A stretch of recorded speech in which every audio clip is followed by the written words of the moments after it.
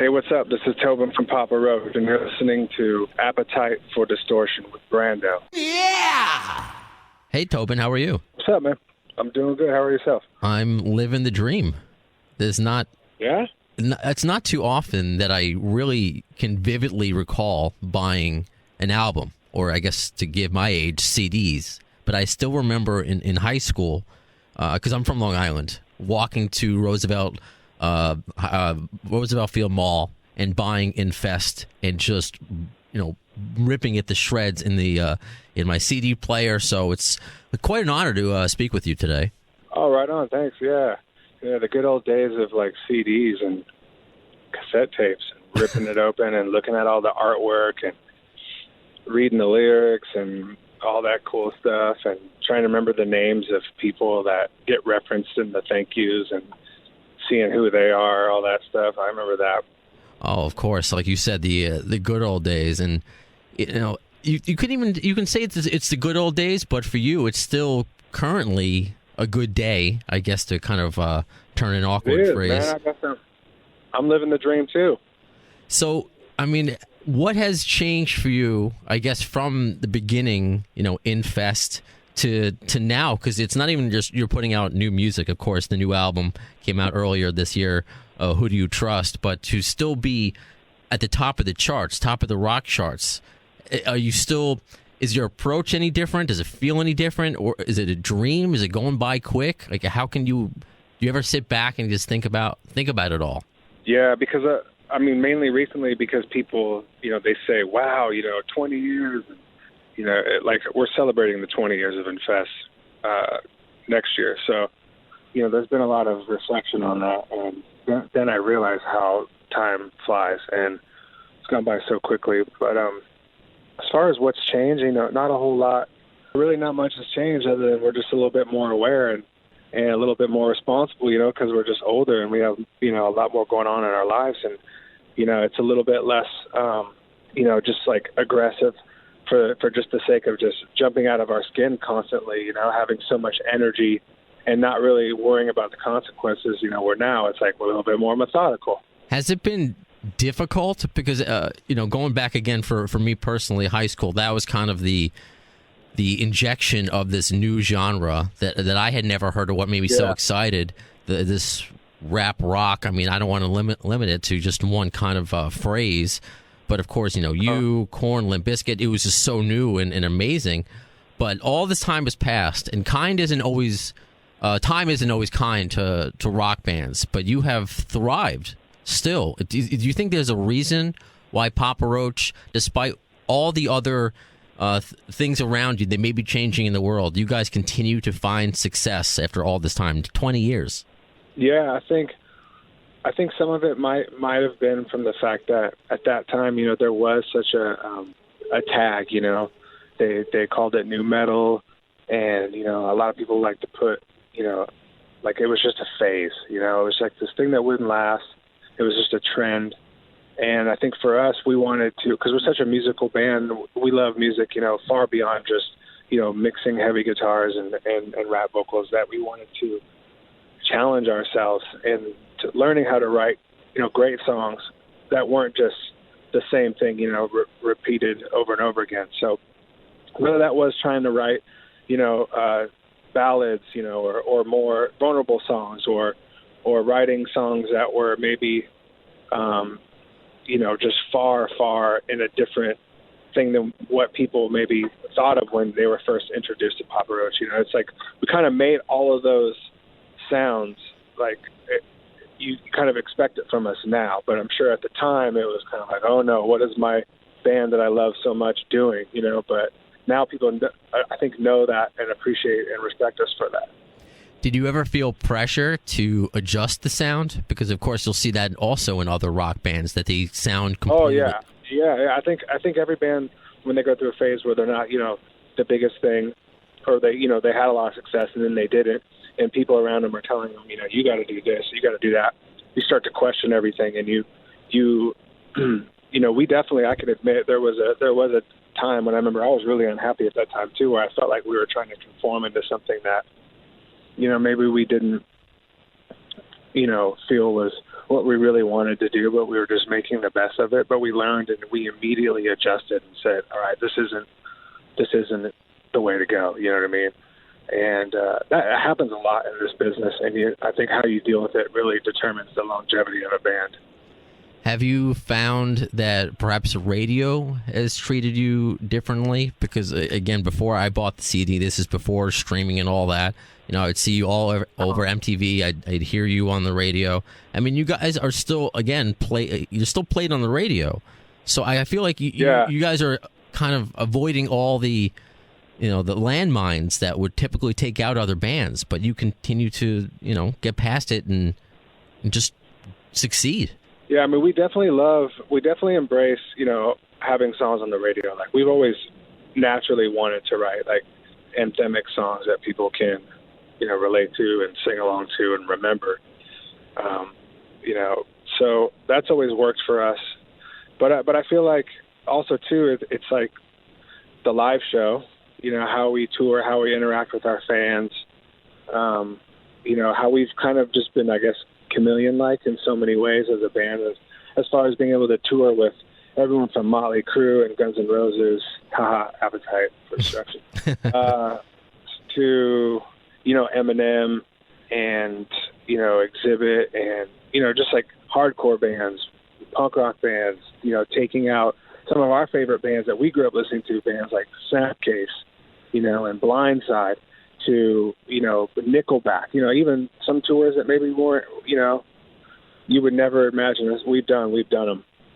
I mean, it's amazing. And of course, the upcoming tour, fall 2020, with Five Finger Death Punch, I Prevail, Ice Nine Kills. And I guess the easy answer would be this upcoming tour is going to be your favorite. But the question is, do you have a tour that sticks out in your mind? Whether it be at the height of your success, or maybe there was a certain bonding moment with your bandmates. Like, what sticks out to, or just, of course, the other bands you've toured with? What if at least one? What are some touring experiences that stick out to you? There's two that stick out in my mind. In the first arena tour that we ever did was we were invited by Korn to come out on tour with them. We had to leave Warped Tour early. And I remember everybody was like, "Get out of here! You ain't punk rock," because we're like, "Peace out! We're going on an arena tour with Korn." You know what I mean? And I feel like it couldn't have been like a better first band to tour, because they really taught us like how to treat other bands and how to like make it like a family. I mean, they treat us with the most respect and always wanted us, like, if they were doing something, they wanted us to go with them. If it was a day off and they were going to go ride jet skis, on the lake, they wanted us to come with them. They were like, you can use all of our lights, you can go anywhere on the stage, you can turn up as loud as you want, just bring it. And they were just a great band, and I'll never forget that, because we've been friends, to the day, and I love that band for that. And other than just being a fan, they're great people. And then another tour that definitely sticks in my mind, I feel like we really bonded when we did a tour with Avenged Sevenfold. And I just remember every night, it was like, it's not very often that you get with other bands and you're sitting backstage and you're talking about music and you're listening to music and you're like, I love this band and this is my favorite guitar player. And you're like, mine too. And, there's a lot of that going on that tour, other than, hanging out, drinking and just being dorks and stuff, but a lot, like, we really bonded over music, and I remember we were bonding over like our love for Faith No More and Mr. Bungle a lot, and then Sinister Gates, Brian, if you will, and I were always like kind of talking about like jazz and blues and just geeky guitar stuff. So that always sticks in my mind. We had a really good time on that tour. That's really cool, especially to have those kind of experiences. Because I know you guys are, going to be overseas doing some dates with Hollywood Undead and Ice Nine Kills. How did the Five Finger Death Punch tour come together? Did you guys bring along Ice Nine Kills? How did it, I guess, because it's a big bill. Every time, it's not even just like a new album by Papa Roach. There's always like a great new tour that you guys are on. So I'm curious how that was put together. I mean, that's really just, I let the agents and the managers handle all that. They pretty much put those things together. I mean, obviously we share like the same management and label as Five Finger, so that's kind of how that gets paired together. so easily. And, really just we make it a point to say, hey, let's take out new up and coming, like fresh bands that we know, fans are going to be excited about. And, obviously Ice Nine Kills is like killing it right now. I Prevail, nominated for a Grammy. They're killing it. So, I don't know a whole lot about those bands, but I'm excited to meet get to know the guys and see their live show next year. Oh, very cool. Yeah. And speaking of which, I'd be remiss if I didn't congratulate you. You were named Papa Roach's Who Do You Trust, one of the top 50 rock albums. I forget the phrasing by Loudwire of this past year. So again, you guys are still, putting out just great material. How has the songwriting changed? To go from the beginning Infest to Who Do You Trust, which may have a more political leaning. How has the song process changed for you and as a band? Yeah, the song process is way different now. Back in the day, like it was just a band in a room just hashing it out. It was a much longer process, and you were focused on making records. You were focused on one song at a time, just like for hours and hours, just playing, jamming, if you will, until something really amazing happens that sticks out, and you decide to make a song out of it. And then it started to morph when, technology started to come in, and it was like people could demo things out easily on their computer, So I embraced that right away because I just love making noise. So I wanted to learn how I could incorporate all of these endless possibilities and all these sounds into writing songs. And then it became more of like a demo process where like people would, bring in like ideas separately and say, here's my idea for a song. Here's a riff. There's a chorus and a verse. Let's put them together, jam it out, see if it works. And then we kind of moved away from that. And now we basically just go into a studio with a producer who I guess essentially becomes like the fifth member of the band. And we collaborate from beginning to end. We're like, okay, we don't know what the song's going to be about, but whatever's floating around the air today, we're going to grab it and put it into a song. And we just start an idea from scratch. We finish it, as quickly as possible, so we're not overthinking it. And then we pretty much write and record at the same time, and move on. And if the idea is not, if it's not making us jump out of our skin, then we just move on to the next one. But pretty much we just try to start an idea and finish it, and then move on to the next one. Right on. And of course, the album, it's almost been a year since it's come out. Are you even thinking about the next one yet? Oh, absolutely. We've already begun the writing process. So, and we just did this recently, just last week. We've been, just collaborating with some new people. We have some stuff lined up with people that we worked with in the past, the producers that worked on our last two records. And we're just going to keep writing music and hopefully, continuously putting out new songs and new content and just staying involved in music, staying connected to our fans and, staying busy on the road, as you know. I'm calling it. I've said this. I tweeted it out. I don't expect you to know that, but because it's going to be 20 years since Infest. I think 25 years after the first album is when you can be eligible for the Rock and Roll Hall of Fame. There will be a day where Papa Roach and Korn are in the Rock Hall. I absolutely believe that.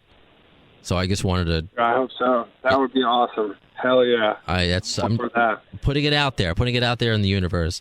I'm really hoping that we can tour again with Korn. That would be great. We've talked about it, but it hasn't happened yet, but it will. When the time is right, and I'm absolutely going to be there.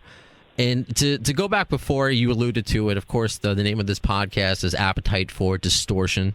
To do it a little different than just having a regular conversation about rock and roll, we do this 6 degrees of GNR Bacon instead of Kevin Bacon. So anyone or anything that is related to GNR kind of just gives it a different spin in an interview. So I got an interesting question because people were excited that you're coming on the podcast. This is from Tiago. I think he's from Brazil. I'm curious if I hadn't heard this rumor that one of the demands, I guess when you were touring with, or this wasn't before that you guys were touring with GNR. This was during Rock in Rio, 2001. that he wanted to make sure that you guys were on the bill the same night. That was one of his demands to the Rock in Rio people. Do you know anything about that? Oh, really? I don't. I do remember that particular show, though, because I was on the side of the stage watching GNR perform, and it was, it wasn't the original lineup, of course. This is when he was kind of introducing, I think he had, like, Robin Fink playing guitar, and he still kind of looked like he was in Nine Inch Nails, and then they had Buckethead and Tommy Stinson from the Replacements, and I think Brain was playing drums.